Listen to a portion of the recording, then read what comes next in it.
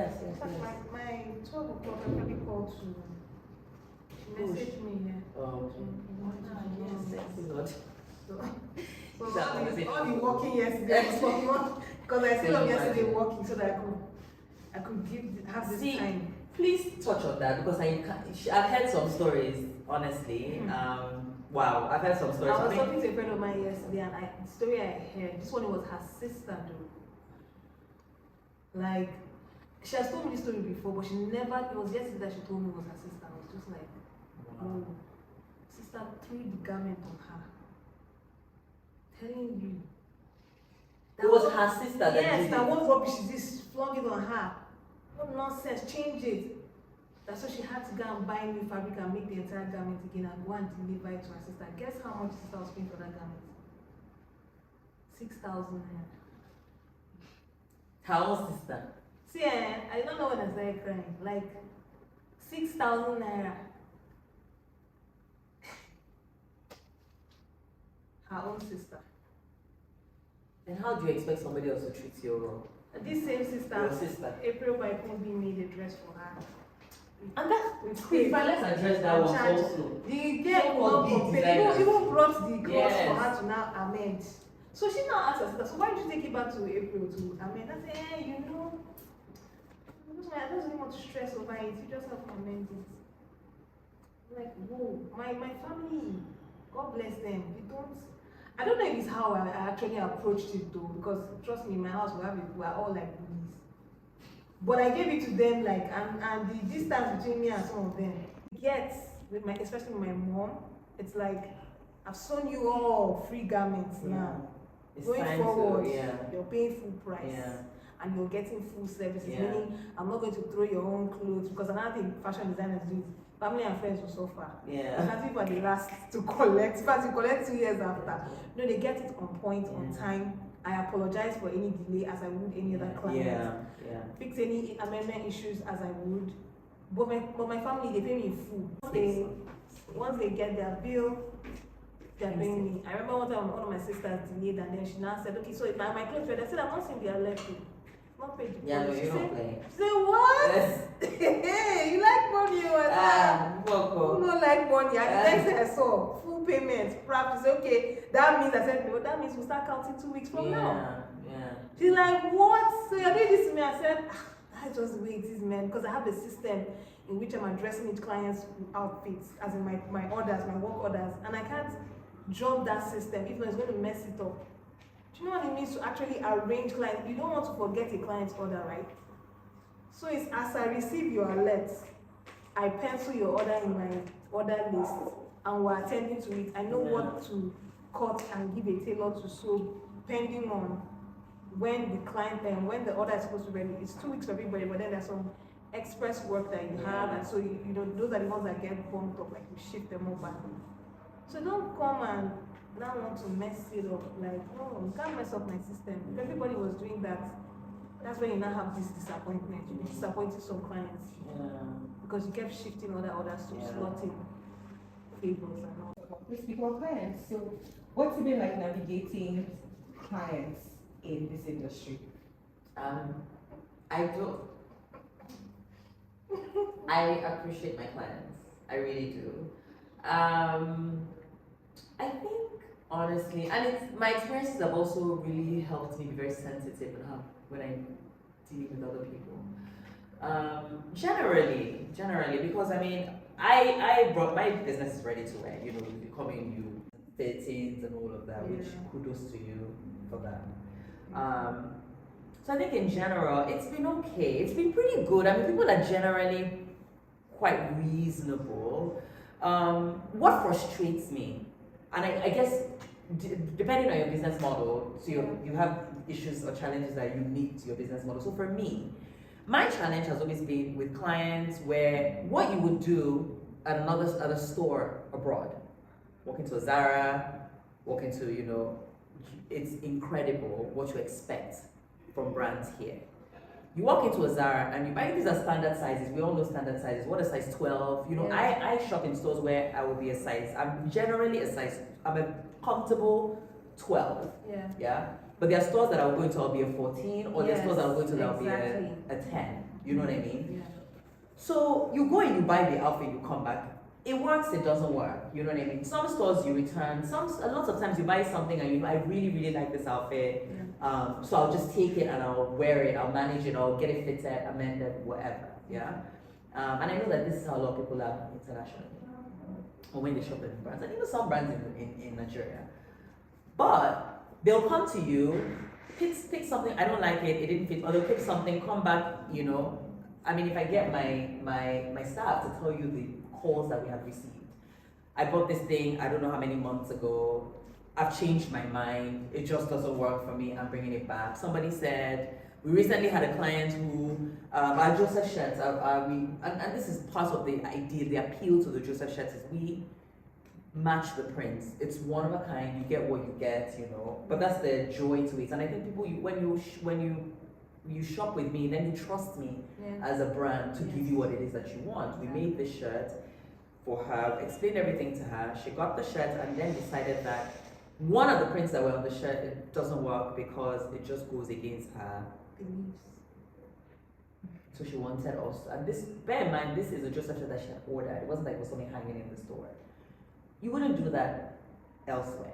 You know, you wouldn't even dare. You wouldn't. You would just, you know, you buy what you buy, you take it, you don't like it, you give it out, or you work it, you know. So that's just one out of very many. You buy something, I try to put it on, it went like this. I mean, it's incredible. And I think for me, again, we are Nigerians, we support each other. And I think sometimes I find it quite sad what you're willing to do to your fellow Nigerian brand, business owner, that you wouldn't do overseas. You know, to companies, small business owners, to companies who produce by the millions and wouldn't even, you know, you wouldn't even notice. But for someone like me and you, we're all in this Nigeria together. We see what is happening and the things that you're willing to dish out and expect us to take because, well, you're a brand in Nigeria. It's like, how will we ever grow? Because you're small, you should yes, how would we ever grow? How would we ever, even we as a brand, it's like, you know, you don't feel very good about yourself or your brand when people treat you like that. It's like, I mean, we put our blood, our sweat, our creativity into what it is that we're doing. We're running a business. It is hard, it's difficult. Just a Nigerian brand now, you know,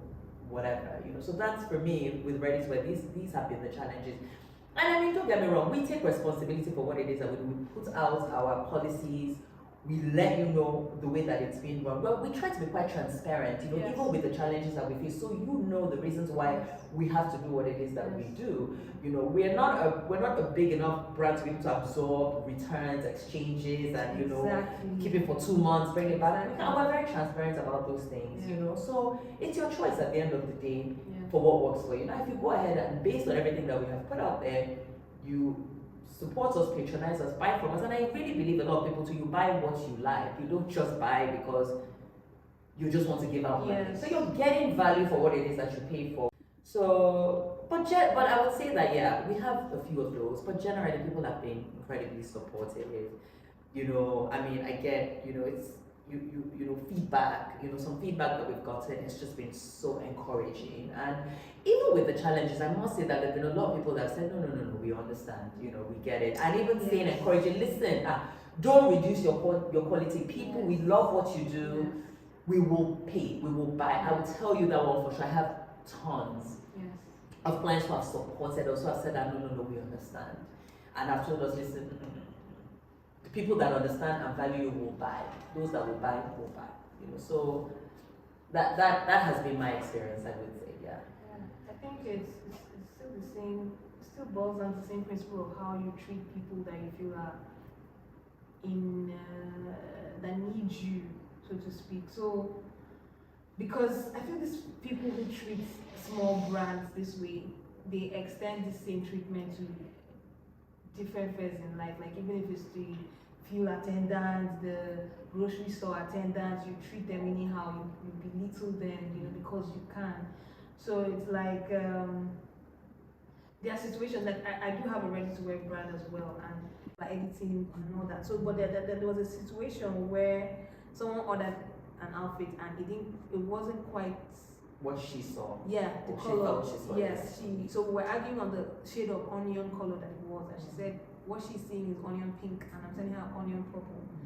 you know, that kind of situation where is the way the clients, you know, let you know her discomfort, like what she wasn't happy with, that was making us willing to even change the outfit for her. Because under normal circumstances, it says this right written there. The when you're disclaimer is checking there, out, yes. absolutely. You know, so I was like, she was like, that she really doesn't do purple. And sometimes when you hear these excuses, I don't want to say they're ridiculous, but I mean, yeah. Some of them is like, like what is this? You will not die if you wear purple, but it's okay. Yeah. You know, but she was really nice about it, you know, still trying to demand her rights, but was still being nice. You can be nice, you can say no without being mean. Yeah.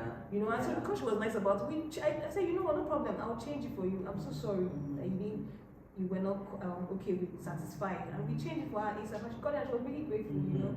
Another client ordered a medium for a particular outfit, and I told her, I said, this thing runs big, as you can see on the model in the picture. She said, no, she's sure, she's a medium, blah, blah.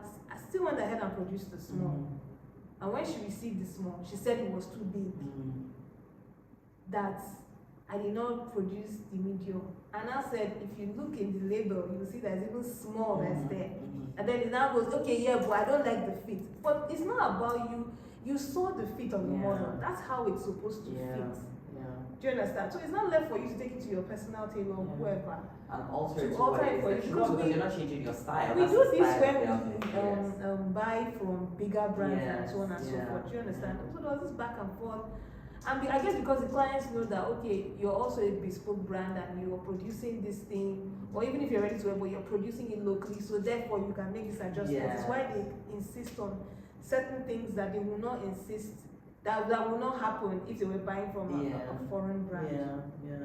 So we now agreed to, and at some point she was saying, you know what, I'm willing to pay for the alterations. Do you understand? So okay, that's why we now agreed to do it. But that's a whole different ballgame. I've had my ready to wear clients, funny enough, they've been the best. They've not really given me that much stress. Bespoke clients, it's like half and half. I've had some clients that I would say are sent from heaven. They're extremely gracious in their expressions, like even letting you know in their disappointment, like, I'm not too happy with this. You know, can you change this? You know, they're talking to a human being, so they act like they're talking to a person. And then you have the clients that treat you like trash with the intent to hurt you. Like, why? There was one thing I said to one client after she rained abuses on me, and I said, do I look like the kind of person that I want to spend hours and produce something that I genuinely feel is not okay? First and foremost, fashion designers were creatives, right? It's a creative industry. To do anything that you're creating, you need, it involves emotions. I was just going to say that it's a very emotional. It's highly, a lot of fashion designers I know abuse substances. Wow. A lot. Because people don't get, like, there's the high you get from creating something. Wow. And then when someone now puts you down in the same instance, I don't know. Nigerians have a tough skin, but I don't. There's a limit. Which is why you see some your tailors, they drink. You know, funny enough, I noticed that a lot. They are taking weed. Yeah, I have noticed that. But for those of us that don't want to abuse substances like that, you're not high on coffee. Oh yeah, I mean that. Like I took 2 spoons full of coffee. Just to get. I don't do Nescafe or sashimi. That thing doesn't do anything for me. And I need like strength, extra strength, 11. Make it 2 full, keep and a smaller mug, you know, like make it thick. So that it kicks in, so that you can function. And then once it's 1 o'clock, I start my powerhouse already. You know, so you're taking at least, I limit it to 2 cans a day because I've had a kidney issue one time. I was from there when I just started my kidney leak, but my time about it was just swole up, and I had it. So you know, like your energy drink to like give you the boost you need, and I'm sipping my buzz. Because if you just gulp it, you just get that push, and then you just come down, boom, and your limbs are so weak. and then you now open another can. So that I don't take more than 2 cans. So that's what you do. And then like, because I get people, clients like, I close at 6 o'clock and they are like, but I close at 5. I work 9 to 5. When am I supposed to have time? Blah blah blah blah blah. Hey, well, look, you're not the only 9 to 5 client I have. But the other ones make out time because the outfit is that important to them. That's 1. 2. When am I now supposed to not work if at 6, 7 I'm still having consultations? A client wanted to come to my studio at 8 in the night. She said she wants to go freshen up, then come. So me, I'll still be standing attention, waiting for you. And then when you come, it's not like 3 hours of consultation. And you expect me to still have juice in my brain. There's nothing there. Yeah. I cannot pour out any creativity for you. But some people squeeze it out from you, like they refuse to leave till you. It's exhausting. Like I know people who have quit this industry, and trust me, it's not an amicable feeling. It's like the way one of my friends described it. She said it's like you're in an abusive marriage where you can't leave because you don't have any source of income, so you're dependent on your spouse for income, which is the job. Yeah. This girl literally cut it off. Like, she was fetching tap water to drink. She didn't have money to buy water, but she said she would not sew. Wow. Yeah, it was, and there was sewing machine in the house. But she wasn't that much that even if I don't sell my machines, I still be tempted. Like, there was sewing machine. Like, I was the only person that could understand her. Her boyfriend didn't understand. It's like, you're not serious. Like, you're not, when you're hungry, you pick up the machine and sew and collect money. But she's like, you're not understanding. You're not hearing me. I will not do it. See, let me go back to my father's house. I won't do it. I want to starve. She lost weight. Nothing. She refused to go back to school. It's like you're traumatized by it. There's several times when I started initially before that's why you see some people say I not yet developed a law heart. Say law heart. Initially, there are times when clients will rain me down, and you can't show any emotions when client is doing this in your front. You just have to suck it up. When client needs you to be crying, you can't even take a moment to lie down and cry in peace. You'll be sewing and be crying, and be sewing and be crying. This is wild. Like, I've literally sewn, I've gone more than 48 hours straight, no sleep, more than once.